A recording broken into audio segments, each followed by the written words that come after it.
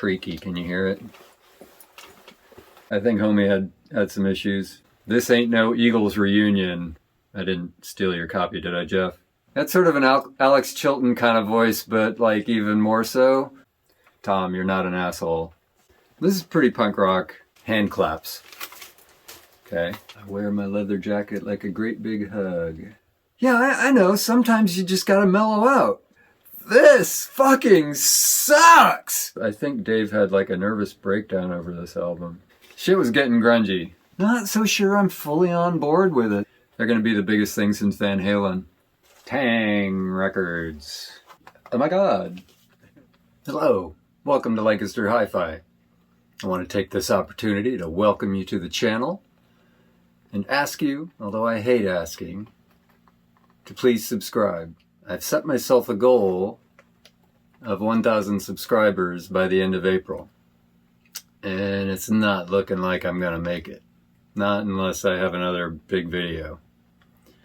So, just going to put that out there. And that goal of 1,000 subscribers by the end of April is maybe a make or break. I've said it before, but I'll say it again. This channel is probably just going to fizzle and die if I don't make it to that goal by the end of April. If I can't get the channel monetized, then I don't feel like it's going to be worth it to spend all the time that it takes to make videos as opposed to working on gear. And I've been putting out a lot of videos this month. And they've gotten, okay numbers of views, but not many subscribers. Just asking. So please do it.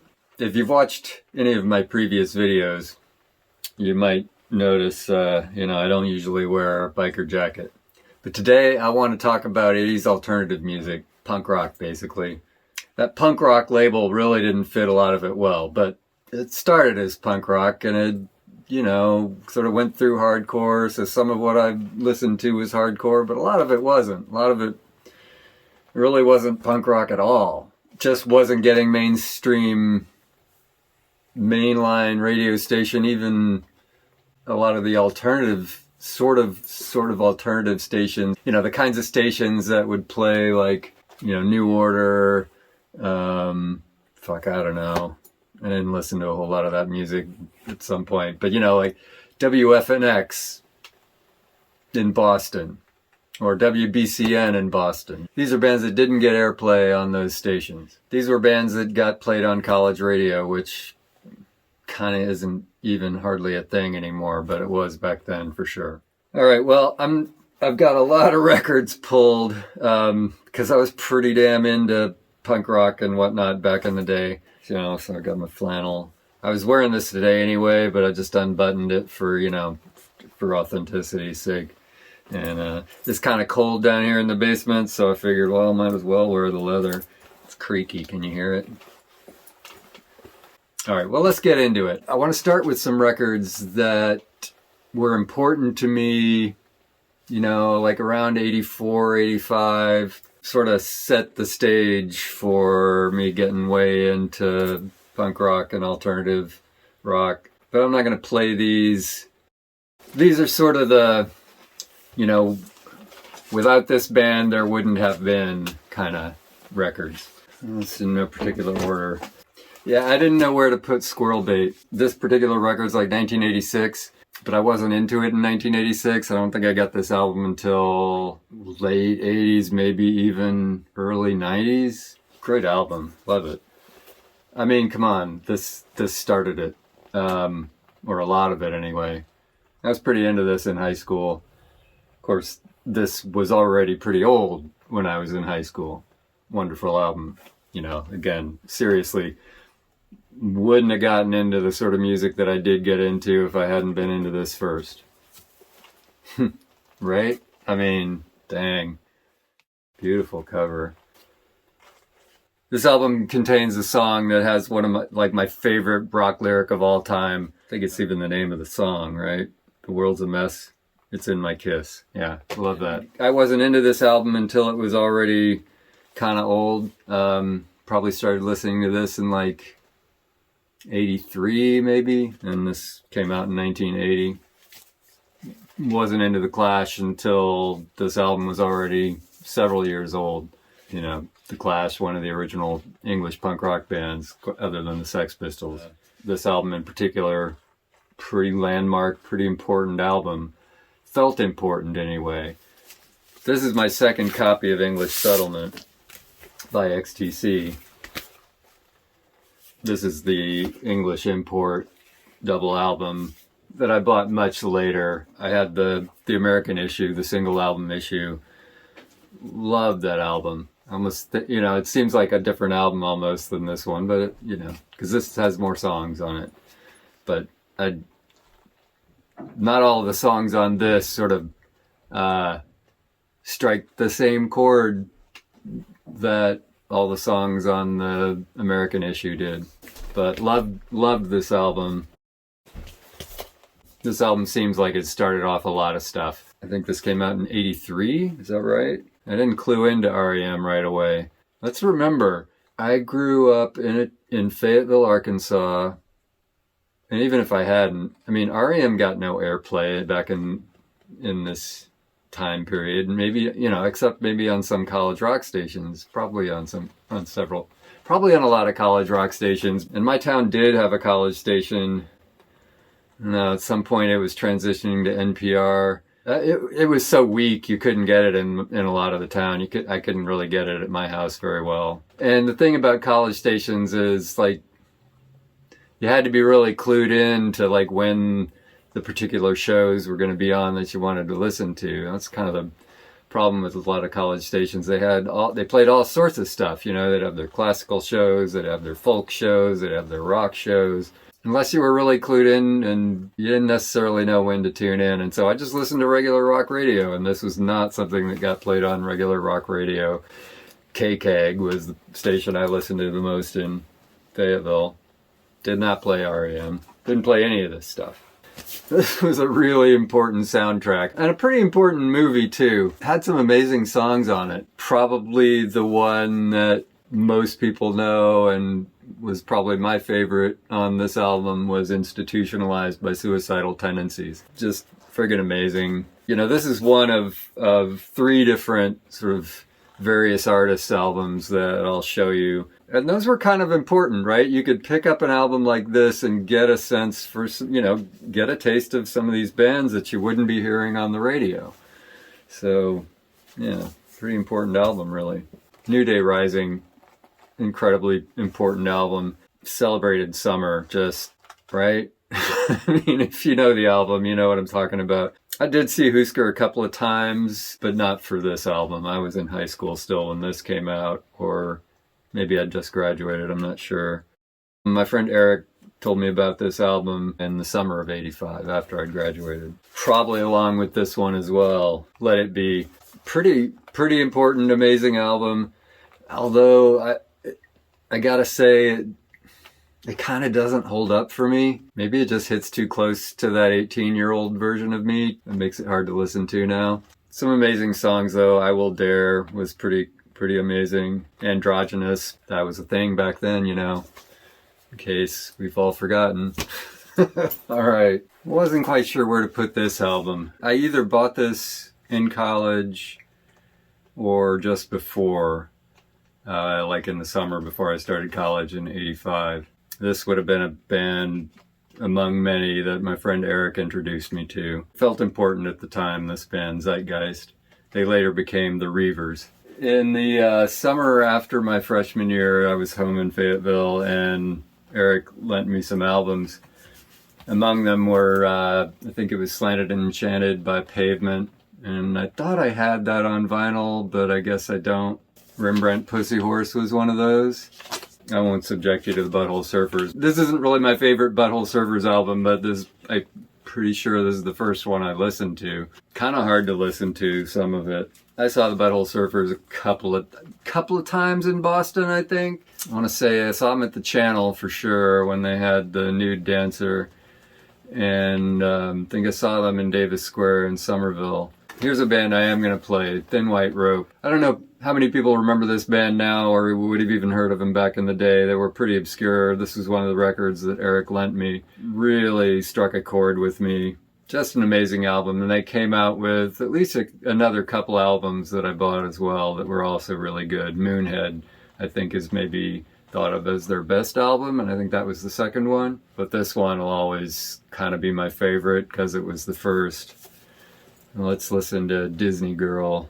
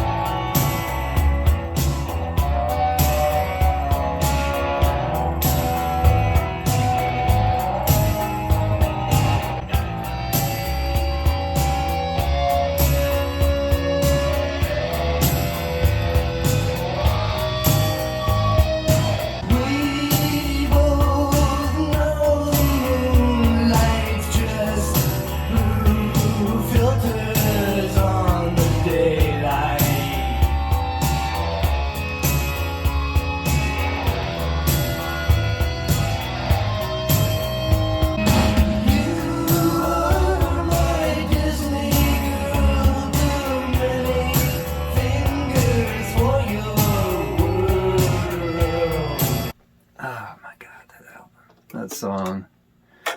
I mean, this album has some amazing... It starts off with Down in the Desert, which is amazing. Disney Girls, the second track. Soundtrack is the third track, which is great. Lithium. I think Homie had some issues. Lead singer Guy Kaiser also played guitar. One of my favorite songs on this album is Dead Grandma's on a Train. Essentially a song about why there is no woman that could possibly understand him because of all the dead grandmas that died without actually having grandchildren. Yeah, it's pretty deep. I regret not seeing Thin White Rope. I seem to remember that they did come to Boston or Cambridge at some point, and I just missed the show. Group of albums here, generally from sort of 85-ish or so, 85 or 86 in there. Start with About Her Steps by the Silos. Pretty amazing band. I did see them, I think, when they were touring for their second album, Cuba. I'm not sure. From New York. And I was just sort of surprised that I don't know, I guess I shouldn't be. They just don't really sound like what I think of as a New York band, or at least thought of at the time. My freshman year, I started trying to get onto the radio station and just dropped out at some point. But I remember seeing this album in the bins. I don't remember it getting a lot of airplay at that time. They would sort of write little reviews or comments on the albums and just like put these stickers on the fronts. And I remember the one on this one said, "This ain't no Eagles reunion." I just picked this up at some point because I remembered seeing it and that somebody thought it was really good, so what the hell. I'm going to play the third track called Suzanne, although Susan, really.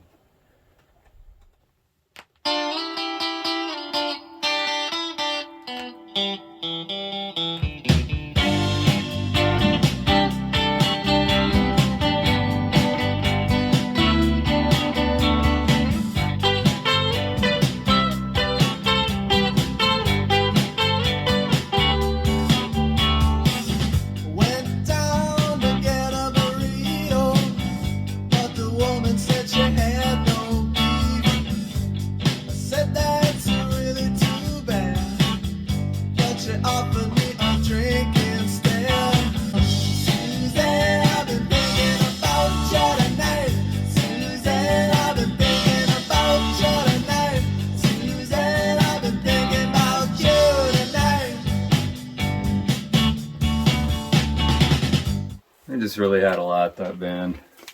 You know, those moments that you look back on and you still cringe even though it's been decades. Alright, so I saw this band, I think at TT the Bears in Cambridge. Sounds about right. Really into them at the time. Went up and talked to him afterwards, talked to the guitar player. You guys are from New York? Seriously? Really? And he kind of took it the wrong way and thought I was dissing New York, and he was like, and I was just like, felt like a dick afterwards. This is a second album by Red Kross.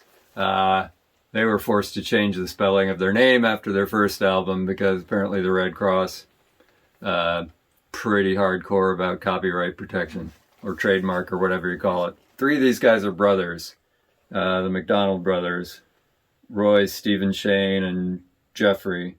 Produced by Tommy Erdely, you know, who used to be Tommy Ramone at some point. What was this, 1987? Oh, okay, it's later than I thought. My roommate Jeff bought this album, and I really liked it, and still really like it. This is my own copy. I didn't steal his, I'm pretty sure. I didn't steal your copy, did I, Jeff? Pretty sure I didn't. So, thank you, Jeff, for turning me on to this band. It's full of great songs. Peach Kelly Pop, Mackenzie, which is about Mackenzie Phillips, you know, the actress who was on One Day at a Time. What They Say. They're really amazing musicians, these guys. And I play the bass, or I played the bass. The bass line on this song is just friggin' amazing. So it's sort of one of my favorites to try to play. I can't quite do it justice, but I've been trying for years and years. What They Say, it's track 4 on side 2.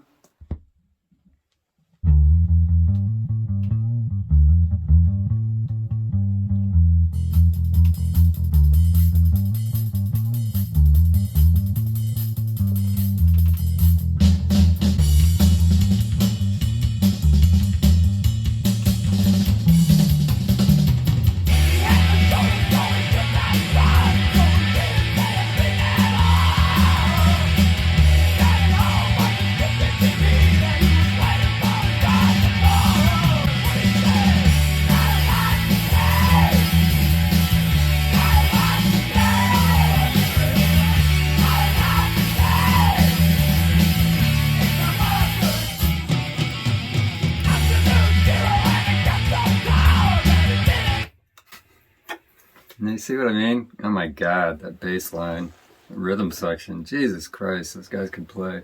I think they may have only come out with one other album, one more album, a third album after this. I want to say it came out in like 1990. What might have been had they followed up this album relatively quickly, I don't know.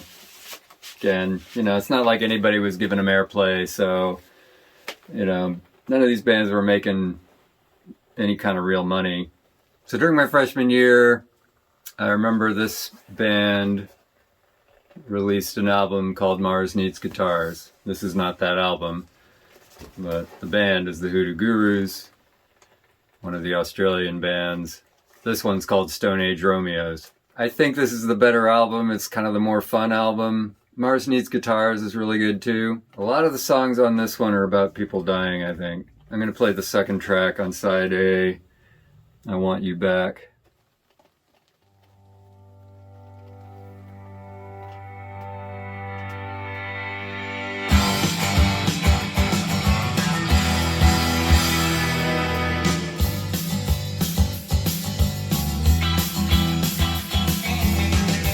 I can still recall the time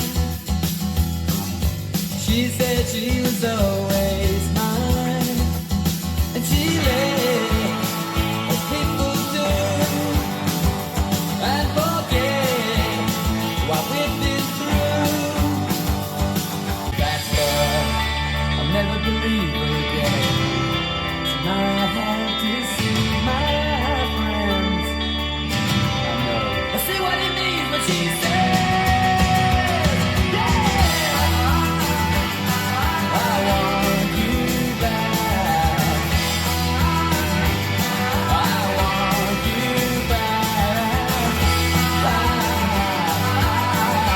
I want you. She says, she says, she says, she says, she says, she says, I want you back. She said, I want you and only you.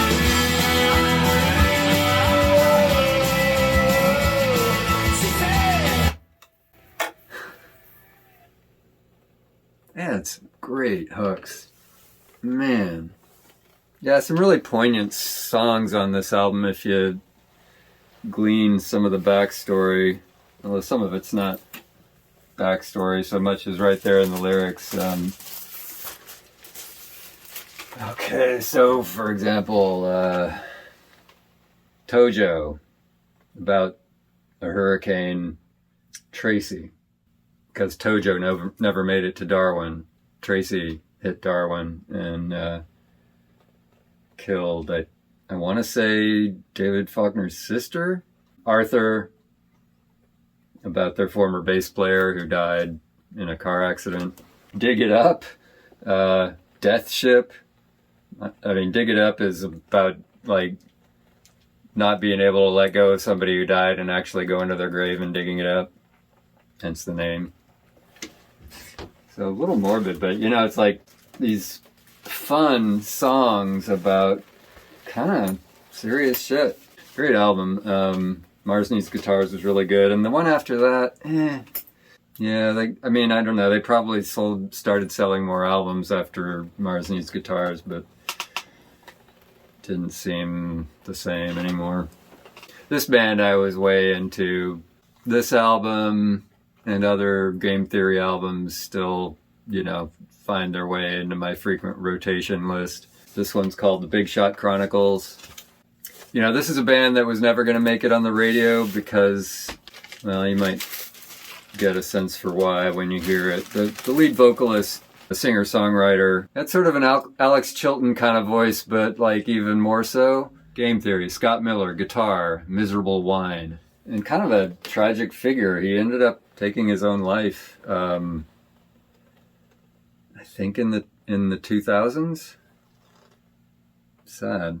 This album had some really amazing songs with some really amazing hooks. I'm going to play Erica's Word just because it's, you know, it's maybe the most popular song off of this album, if you could call any of them popular, because again, they got no airplay from any mainstream commercial stations. Fourth track on side A. This track made it onto, so this is the Enigma label, isn't it? Yeah, Enigma Records, and they had a sampler, I think, called the Enigma Variations. Erica's Word was on that.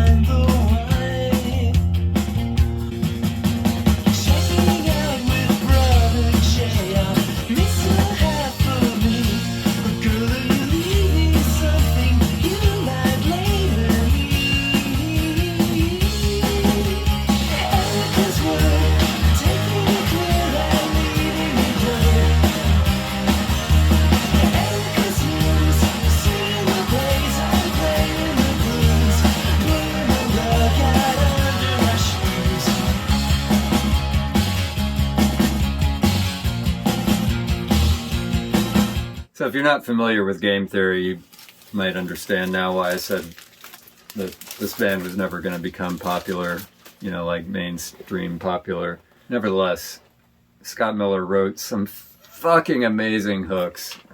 Just, oh God, just... And, you know, then you think, well, gosh, you know, if he just learned to sing better, or if he'd gotten a better singer or something like that. But I don't think it would have been the same. I don't know. I don't think it would have had the same, I don't know.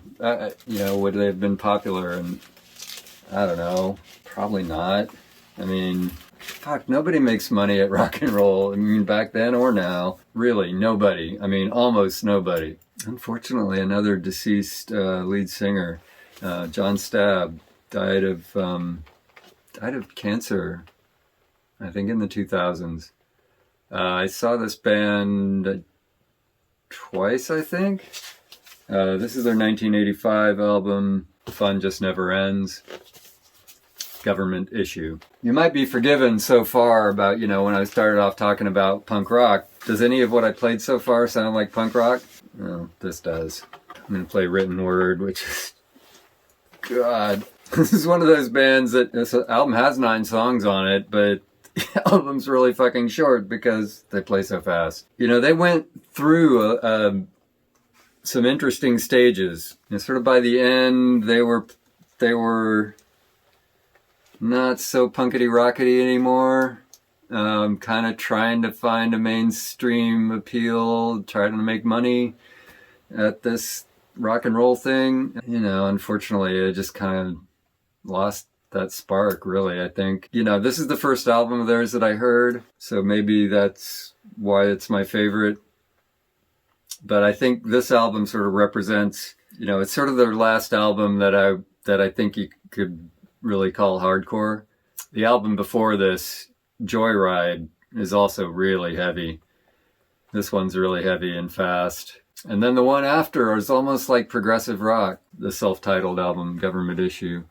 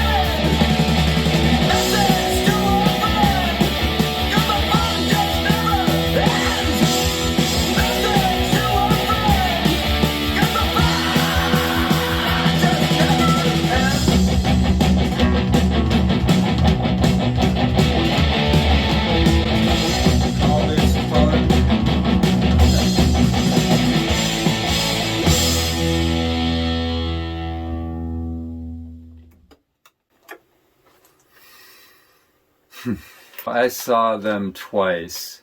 I'm not 100% sure of the order of things, so anyway. I think the first time was at TT the Bears, summer of 87, I think. Yeah, so TT the Bears place in Cambridge. Oh my God. I mean, so they were a serious DC hardcore band. I mean, you can hear Stab never really stopped singing like a hardcore singer. Their earlier albums are straight up hardcore, like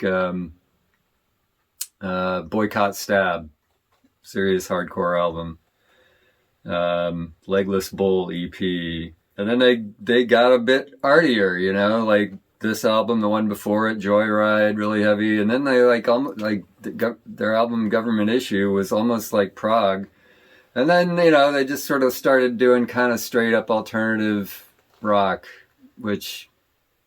so anyway, so I saw him in, I guess that would have been summer of 87.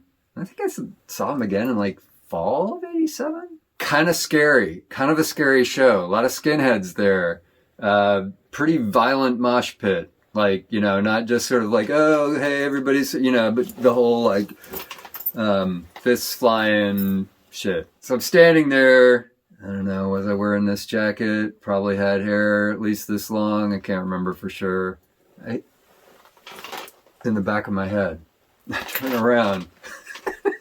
Oh my God. It's this skinhead. He's ripped, right? He's 6'4", and he's no shirt on, combat boots, suspenders, shaved head, serious skinhead, and he's just sitting there, his arms folded like this. Because I'm turning around what the fuck? He's just okay, and I just turned back around because, nope, not going anywhere with that one. Let's see, my other Government Issue story. I was going to see them at the Rat, or the Ratskeller in Boston, Back Bay, I think. And walking up with several people. God, can't remember all who, except that one of them was this guy, Patrick Amory, who was I don't think it's right to say he discovered government issue, but he gave him a lot of airplay at the Harvard station. So as we're walking up, I think we were still across the street, and Tom Lyle, the guitarist, I mean, that guitar sound, huh? Oh my God, right? Patrick sees Tom and calls out, Tom Lyle! Tom, like, without skipping a beat, like, put this guy on the guest list. Now, I've looked at Tom's Instagram, and he says on there something like professional asshole or something like that. Tom, you're not an asshole. I mean, that was not an asshole move. Put Patrick on the guest list just like that, because you were thankful for the airplay. Here's another Australia band, the Celibate Rifles. Took me a while actually to figure out that this was a play on the Sex Pistols. Duh, right? I'm kind of dense sometimes. I saw them also at TT the Bears. This is like the first show I went to after I made my fake ID. And my roommate Mitchell also had a fake ID. And so it was an all ages show, but, you know, it meant we got to go to the bar, have a drink, like civilized people. All the plebs had to be in the area by the stage. So I'm gonna play Gonna Cry. This is pretty punk rock, probably 85, 86, maybe 87.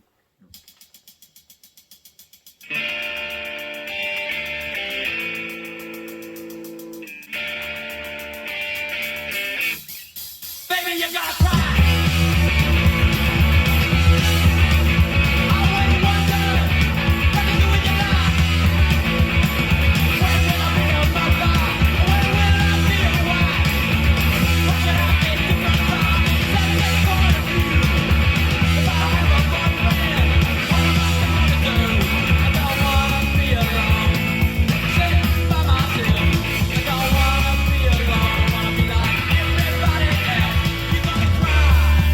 Lead singer and guitar player for the Eastern Dark does appear on this album. Hand claps. Okay, you know, since I'm mentioning the Eastern Dark, I'll go ahead and do them next. Long live the new flesh, the Eastern Dark. This is just an EP, and then it says on the back, dedicated to James Derrick, 1960 to 1986. And this came out in 87, I believe. The late great Eastern Dark. I'm going to play I Don't Need the Reasons, their song on side B.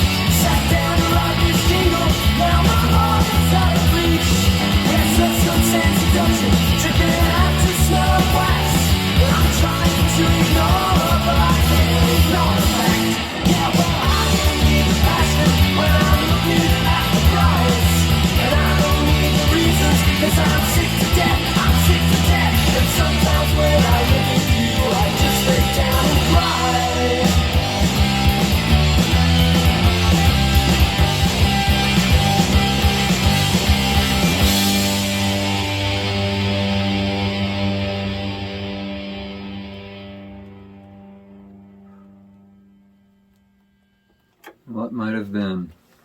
Damn. There's one lyric in there, thinking about the traffic and what one mistake is worth. And I don't know for sure, but like, did he die in a car wreck? Overdose? Who knows? I don't know. I don't remember. if I ever knew. Great EP, you know. I think there's more released, some of it live, but this was an amazing album, or not an album, this is an amazing EP that I was way into in summer of '87. Well, we're gonna stay down under for a little bit, but this time in New Zealand with The Chills. I did not have this album until I was not so into it anymore. Here's the story, how I got into The Chills. Sophomore year, college, I think I was playing the Pastels. My friend Dave was over. He was like, oh, no, dude. So he left and he came back with this album and the Lost EP by The Chills. And he said, you need to listen to these. And he left them with me. He was subsequently scolded by his roommate because they were his roommate's records, not his. But I did have time to record them. And if you've been watching some of my other videos, this is my only copy of the Lost EP, and it keeps getting mangled on tape decks. It's like, god damn it. And this album is a compilation long after the fact. 8 songs from 8 members from 8 phases of The Chills. Phase 1, 1980. Phase 2, 1981. Phase 3, 1981-82. Phase 4, 1982. Phase 5, 82. Phase 6, 83. Phase 7, 83. Phase 8, 83, 84. One of the songs on the Lost EP, essentially a song about sort of lamenting how people kept quitting the band, and he wanted to play his music, and he had these dreams of playing his music and maybe being successful, and fuckers kept quitting the band. They released another EP, contains the song I Love My Leather Jacket. It's a 7-inch. I might have it right here. And there was a 12-inch EP that I think I have too. This is The Chills. I Love My Leather Jacket and The Great Escape. So this might have even been new when I bought it. I'm going to play that one. I sort of feel like I ought to play it because I sort of feel like a poser playing this one because, like I said, I bought this album long after I was kind of done being way into The Chills. Played that tape to death, but while I was way into The Chills, I bought this 7-inch single of I Love My Leather Jacket, and since I'm wearing my leather jacket, I just feel it would be more appropriate to play that song right now. The Small Hole.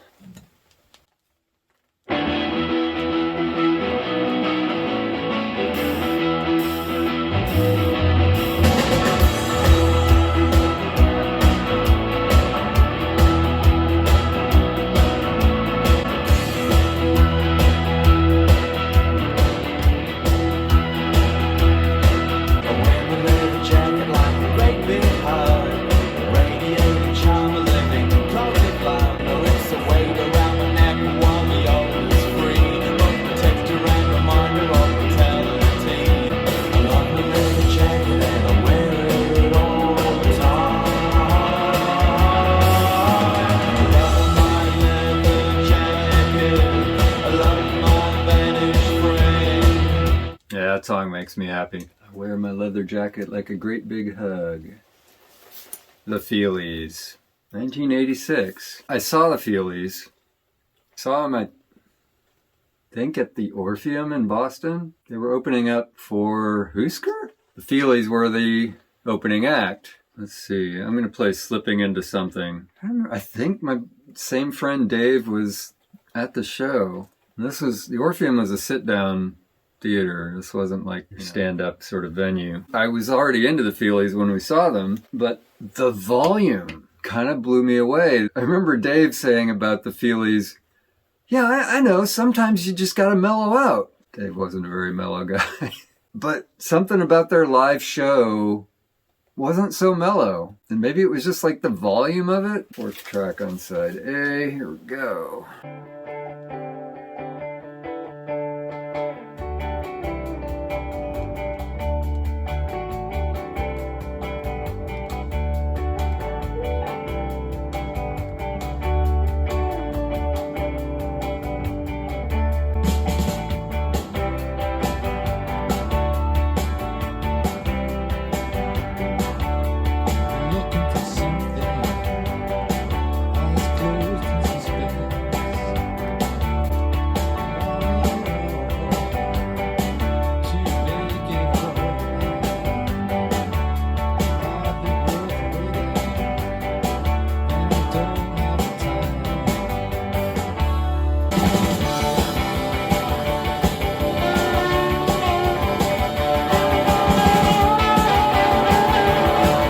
little bit of dynamic range, especially on that track. And now that I'm thinking about it, I recall exactly Husker Du playing at the Orpheum. I want to say that I'd seen the bass player earlier that day in Newbury Comics, but you know, the bass player was like the member of that trio that nobody knew. So he was kind of incognito or so. I can't remember if he was like there for an appearance or if he was just browsing for records. If you're not familiar with Newbury Comics, it was like the best store ever. They had 2 stores, one in Harvard Square, which is the one I went to because that's where I lived, and one on Newbury Street, hence the name Newbury Comics. And it was a combination record store, comic book store. I mean, oh my God, right? The best place ever. I bought a lot of albums at Newbury Comics. I'm trying to remember when I first saw this band, and now I remember. So it was very beginning of my junior year college. I had spent the previous summer mostly in Cambridge, but had gone home to Arkansas for the last 3 weeks. And then when I came back, my friend Mark Blitz said, "You got to come with me to see this band. They're named Dinosaur. I think they're from Western Mass." Fucking amazing. Fucking blown away. I saw them. So where did we see them? I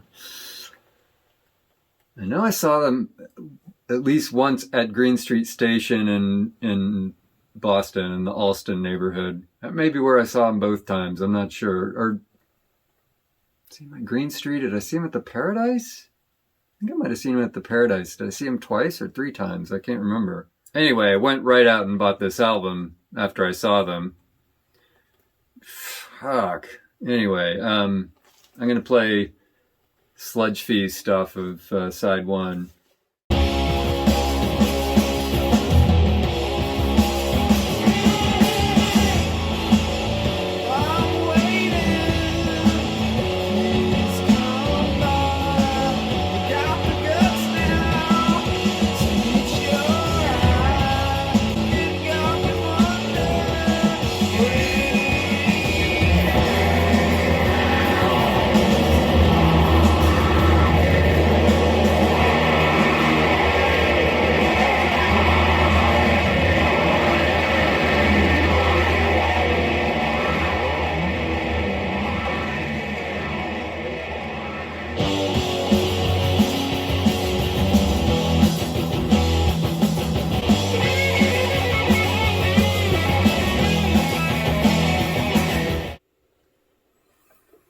Three-piece, Jay Mashis, Lou Barlow, and Murph on drums.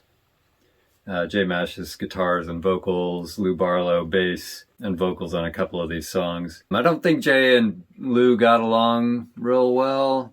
I don't know why, but whatever. I think they did one more album and then broke up. Barlow went on to form Sebadoh. I don't know what Mashis did. I just got to describe, you know, the look of this band. Okay, so Mashis, you know, like really long hair, like waist long hair. You know, maybe I'm making this up in my head, but I seem to remember watching him set up his pedals. But in any case, he had like this semicircle of pedals around him. And then Barlow played a Rickenbacker bass. That's essentially the rhythm guitar you're hearing. That's Barlow playing chords on the Rick. I don't know, he might have used the Ricko sound, you know, Rickenbacker basses you can actually play in stereo. So that's the thing. So maybe he's like putting, you know, one pickup through heavy distortion and the other pickup playing it cleaner. I don't know. Really amazing band. Died pretty. Free Dirt. I'm trying to remember if I'd even heard of this band before I bought this album. Pretty sure at Newbury Comics. I think I might have just bought it because it had a really pretty cover. Great album though. I really like it. Good album. And they've got several albums. This is the only one that I bought. I've streamed some of the others, I think. Flaming Lips. Oh my God, the Flaming Lips. Oh my God.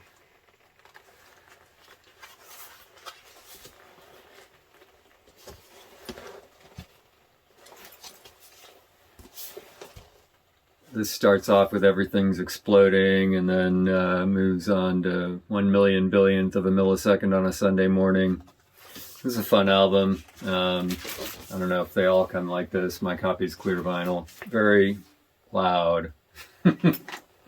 Oklahoma band. I posted something about Flaming Lips. I think I posted a scan of the album cover or something. Talking about how, this band in the 80s kind of made life tolerable in the flyover states. They're from Oklahoma. My friend Jamie commented on the post that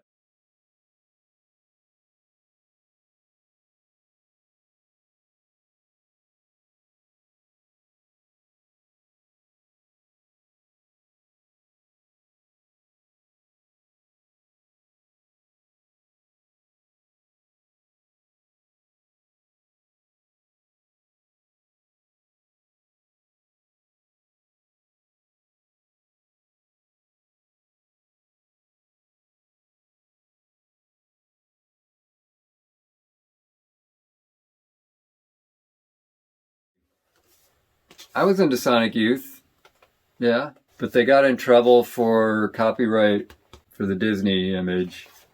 And I think maybe one other, maybe this one.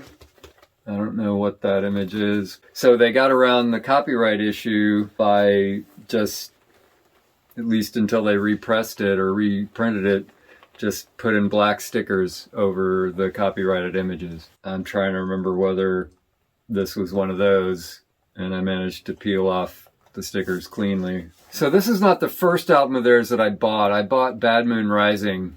I remember this summer of '87, living in Cambridge with, I think, Dave Ash and Brad Taylor. I'm playing Bad Moon Rising, and Brad comes in and he's like, "This fucking sucks!" So, to me, this was like maybe their first album that just like didn't fucking suck like that, like Bad Moon Rising. I mean, if you know Sonic Youth and you know Bad Moon Rising, it's like, it's kind of a hard album to listen to. This one certainly has some dissonance, but it's much more listenable. Has some good hooks. And then the album after this was, whatchamacallit, the one with the candle on it, the double album. And I saw them at, again, I think the theater in Davis Square in Somerville, I think the same place where I saw Butthole Surfers once. I don't know, I think this is still my favorite Sonic Youth album. Another little story about Sonic Youth, their album, I think it was the one after the double album, Goo. And I was in Chicago, or not even living in Chicago, I was living way out in the suburbs of Chicago, working at Fermilab. Wanted to buy Goo, and vinyl was getting fucking difficult to get a hold of back then. I did manage to get it, but I paid a lot for it. My recollection is that either they had to order it or the store I went to had to get it from their other branch, and I had to go back to get it. Yeah, it was a total pain in the ass. That might have been the last album I bought on vinyl before I bought a CD player. Finally, I don't know. Maybe it was the last new album I bought on vinyl. At that point, it was just getting so difficult to find new stuff on vinyl that not too long after that, I had already moved back to Cambridge before I bought a new CD player, or before I finally bought a CD player, and it was not this exact one, but it was a Magnavox CDB 582. It's upstairs. I've now got 3 of those. Here's an album that drove at least one of my roommates. So my roommate Dave Ash hated this album. Not the same Dave that I was talking about that gave me the Chills albums and whatnot. Different Dave. Yeah, Dave hated this album, and I played it a lot. I mean, I don't know if Dave would have hated it so much if I hadn't played it so much. I played this album a lot. I wasn't really into the Descendants at all before this album, and this is like, I think this is actually their last album. 1987. Liveage. This is just a really fun album. I enjoyed the hell out of it, and much to the despair of poor Dave. I think Dave had like a nervous breakdown over this album. Yeah, I hate to tell stories on him, but it's kind of an epic story. So I'm playing this album. Dave comes out and he's like, this album sucks. Why do you even like this? I think I said something like, well, I like the vocals, and I like the guitars, and the bass, and the drums. I like the songs. So I like this album. Poor Dave. So he was relatively frustrated at that answer. Went into his room, closed the door, and I think he started throwing things. Because then I just sort of heard this like accompanying the sound of objects hitting other objects or the wall, or I don't know. Okay, that's interesting. Yeah, that's too bad. Dave left college after that. Dave was one of these tortured geniuses. Dave and I were in the same applied math class at some point, except he just never went to class. He did all the homeworks, but I don't know if he bothered turning them in. I think he probably still aced the course because it probably had a resurrection final. That is, if you aced the final exam, you'd ace the class. Yeah, Dave was kind of a genius, but you know, geniuses aren't always real emotionally stable. He kept kind of switching back and forth between like being some kind of math major and being a music major. You know, musical genius and math genius often go together, or at least can go together. Did definitely go together in his case. Yeah, I think he went and like took 3 years off and came back gay. I mean, everybody knew he was gay, but he just didn't want to come out in college. I get it. You know, my roommate Jeff didn't want to come out in college either. I'm going to play Clean Sheets. It's the last track on the album.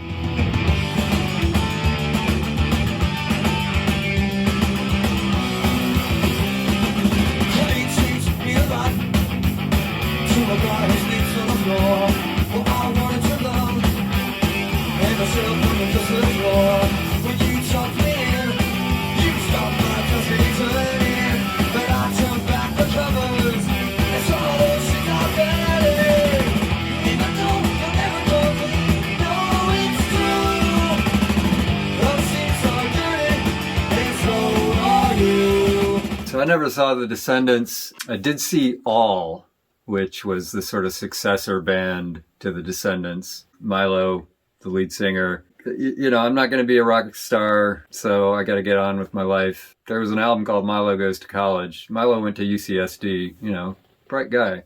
Incidentally, my TA at Harvard for quantum mechanics shows up one day with a Descendants t-shirt, and I'm like, Ken, really? He's like, well, it turns out he had known Milo in college. I don't know if they had been roommates or just friends or whatever, but like I said, I did see All. I know I saw them in Fayetteville, Arkansas in the summer. I saw them on July 4th. And I remember that because we're talking afterwards about y'all gonna go and blow shit up. And I said, of course we're gonna go blow shit up. You wanna come along? And so, you know, a band came and helped us blow shit up because that's what you do in Arkansas on July 4th. It might have been 88. This album was really necessary. I'm not going to play it, but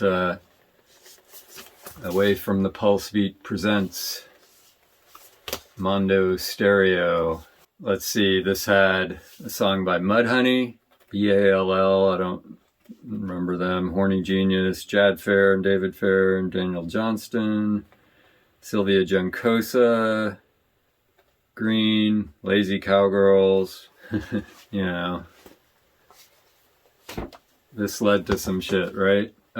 Beat Happening of Cabbages and Kings, Halo of Flies. Ooh, I'm really tempted to play that one. Boys from Nowhere, Mirrors, Urge Over Killdozer, and Bill Biebenbopper. He's had some really good songs on it. It was really, you know, one of those kind of necessary albums because, again, none of this stuff got airplay, so to discover music, often the thing to do would be to buy one of these samplers from a record label. Yeah, this album fucking rocks.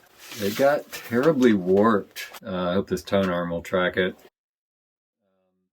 I think what happened is I left it sitting on a speaker, not completely supported. And, you know, you can do that for a little while and it won't warp, but apparently if you leave it like that for long, it will. And this worked horribly. I hadn't played it for years until relatively recently. I just noticed you can see like scuff marks where the tone arm bottoms out on it. Alright, I think I want to play the first song. Yeah, it really bummed me out when this got warped. It's like, oh no, because right as sitting out, I mean, that meant it was like one of my favorite albums at the time.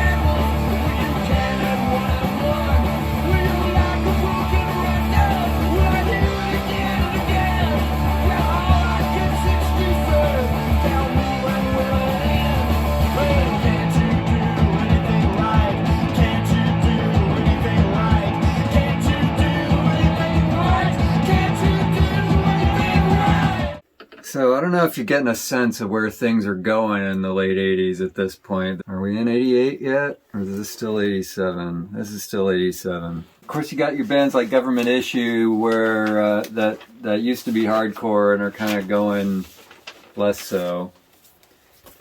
But you also had this trend of like bands like Lazy Cowgirls, Halo of Flies. But grunge wasn't a thing yet, although there was a Mudhoney song on that Mondo Stereo record. But, you know, I mean, this wasn't grunge. And I'll play another band that, you know, wasn't grunge, because I guess you weren't grunge if you weren't from Seattle, but shit was getting grungy, okay? I mean, we were all wearing flannels and leather, you know. It wasn't just people in Seattle. I think I discovered this band off of another sampler, Opal. I like this album a lot. This is one of those ones that, again, that has spent a lot of time in heavy rotation in my collection. Well, maybe you'll get a sense for why. Not grunge, but there's some grungy shit. This album has. I like this album a lot. Alright. Let's give it a listen. I'm just gonna play the first track on the album, called Rocket Machine.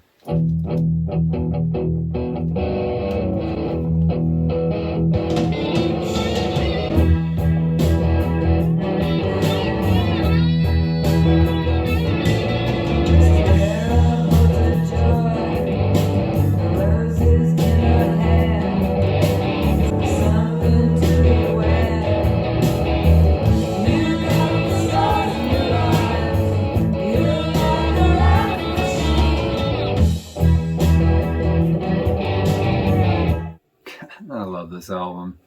I mean, it's like, okay, I actually forgot to tell you the name of it. Maybe you could see anyway. Happy Nightmare Baby. And the whole album's like that. It's just pretty full on, the whole thing. Is this not grunge because it's not from Seattle? Or is it not grunge because it's 1987 and not 88? Shit was getting grungy. I mean, Lazy Cowgirls, Opal, Halo of Flies. There's a lot of that shit. Of course, then there was the not so grungy, like Big Dipper, Heavens. She's Fetching was sort of the most popular song off this album. Maybe got some airplay. She's fetching. She's fetching. She may not know it now. Anyway, that was the thing. What the hell just happened with my eye? Fuck. Oh, that's some shit. I think my vitreous just detached. God damn it.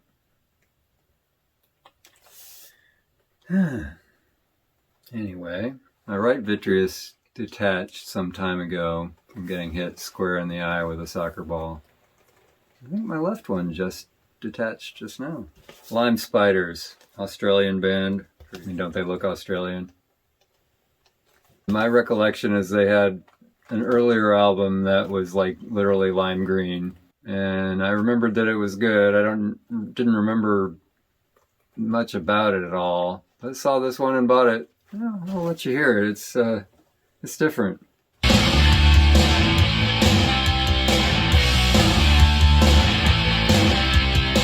Just coming up to my favorite room.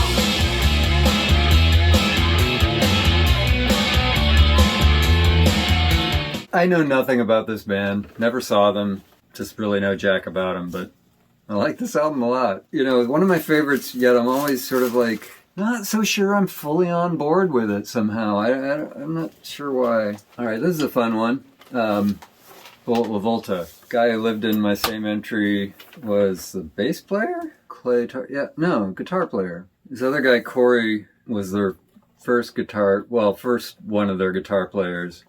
And so when I saw them with the Lemonheads, which had another guy who was also in my same dorm, Jesse Peretz. Or Peretz, I don't know. I don't know if Bullet La Volta had like a bunch of great songs, but they had this one that was pretty fucking kick-ass. Corey I remember he was like into shit like Corrosion of Conformity and like some real metal core kind of shit.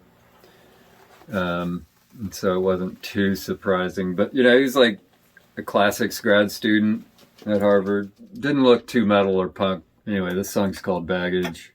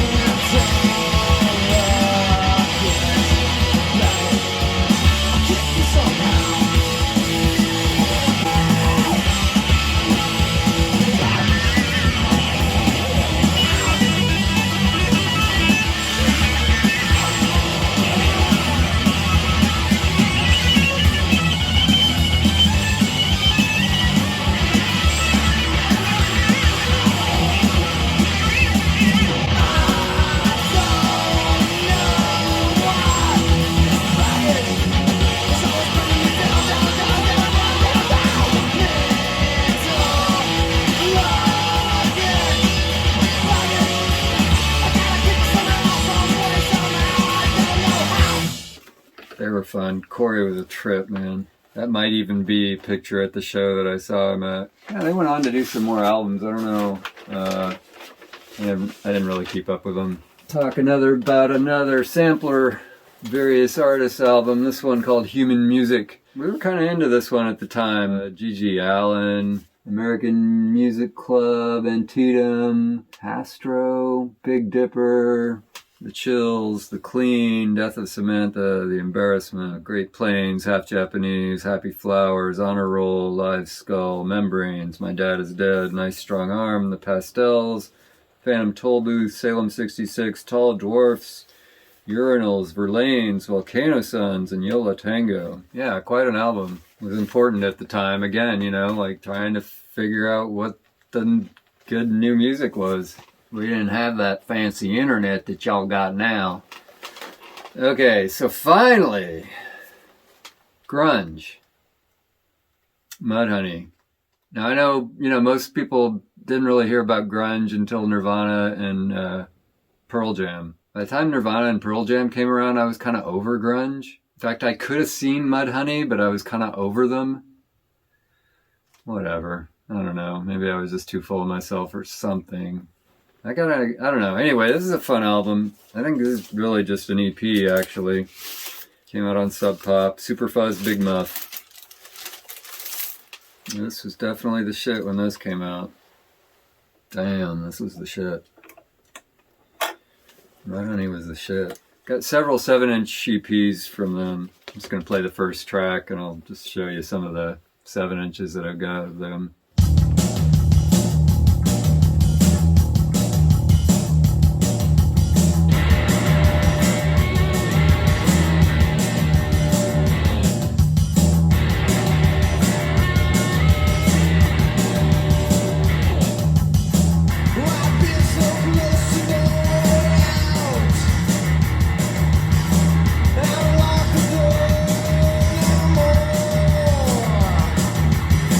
Oh!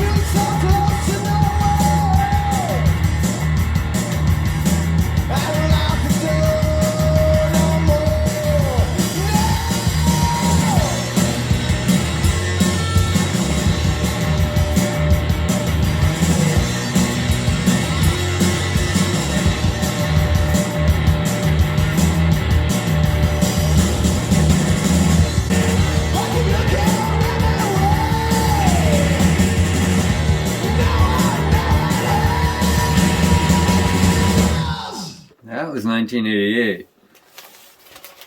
That was grunge. I don't remember when the 7 inches came out. Like I said, I missed seeing Nirvana. I mean, no, I didn't. I missed seeing Mudhoney. I did see Nirvana. I was not impressed, but, okay, back up. Where did I see Nirvana and when? I want to say summer of 89. They were opening up for the Screaming Trees. Hadn't heard of them. I was kind of already over Mudhoney, and so it's sort of like, oh great, another Seattle grunge band. Great. There was hardly anybody at the show, especially when Nirvana was playing.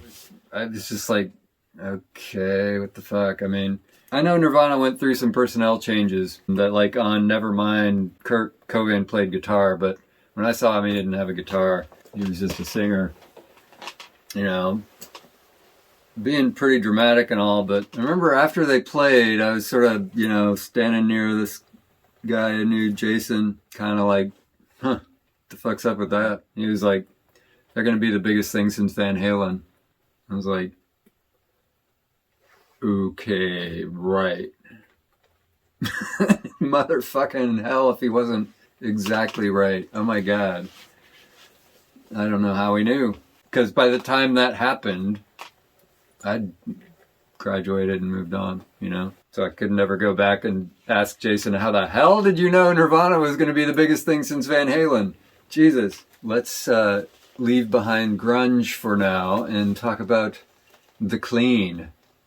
A New Zealand band. This is a compilation. This compilation was released in 88. I don't know when the actual songs were made, you know, were they released on 7 inches, EPs, etc. in New Zealand, and then just finally at some point made their way to the US, Dutch East India Trading, Homestead Records. Yeah, Homestead, who did the Human Music compilation. What am I going to play? Billy 2. Yeah, first song on the album. It's just, love that song. This is another band that Mark Blitz turned me on to. Same guy who turned me on to Dinosaur, turned me on to The Clean. Gave me a tape, probably everything that's on here. I don't know, I should go look back and look at that tape, see if there's stuff on it that's not on here. If you haven't heard The Clean, this is a treat.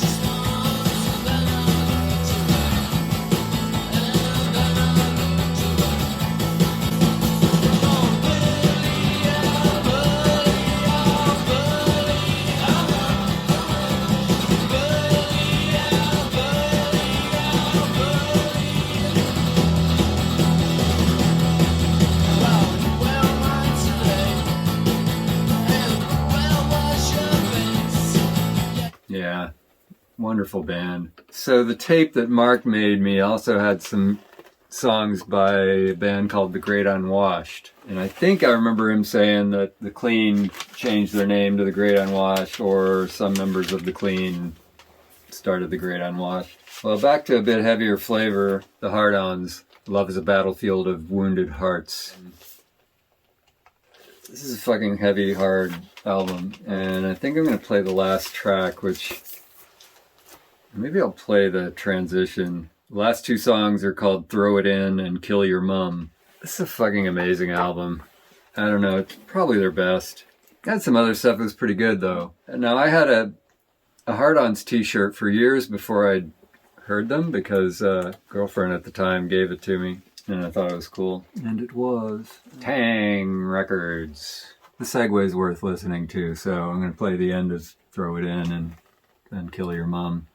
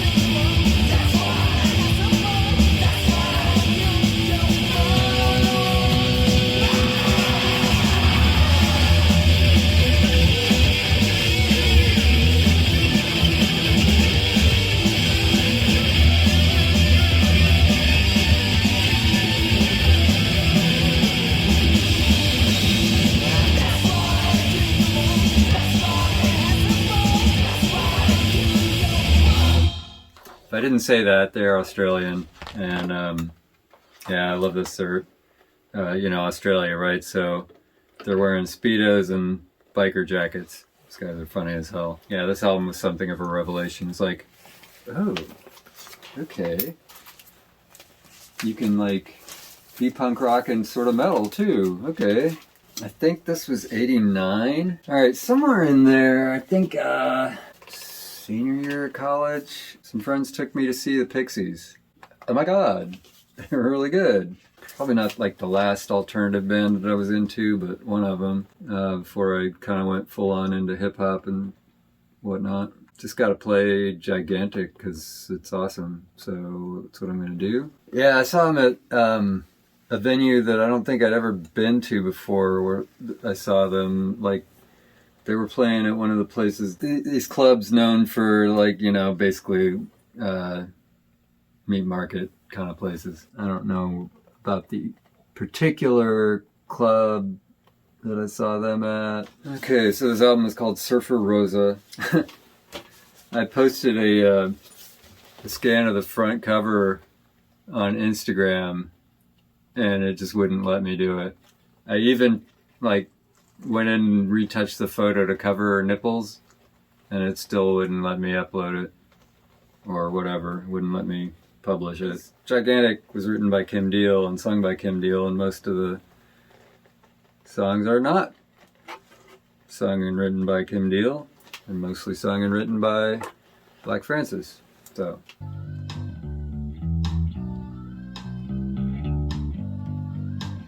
And this I know, his teeth as white as snow. What a gas it was to see him walk her every day into a shady place.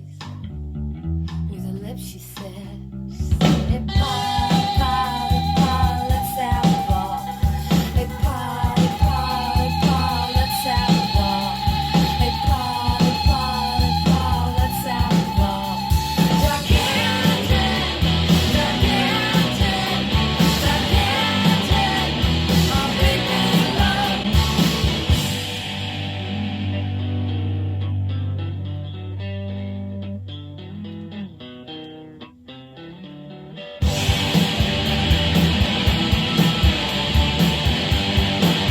So this was their first full-length album. They had an EP before it called Come On Pilgrim. Then a couple albums after this, Doolittle, which was really good.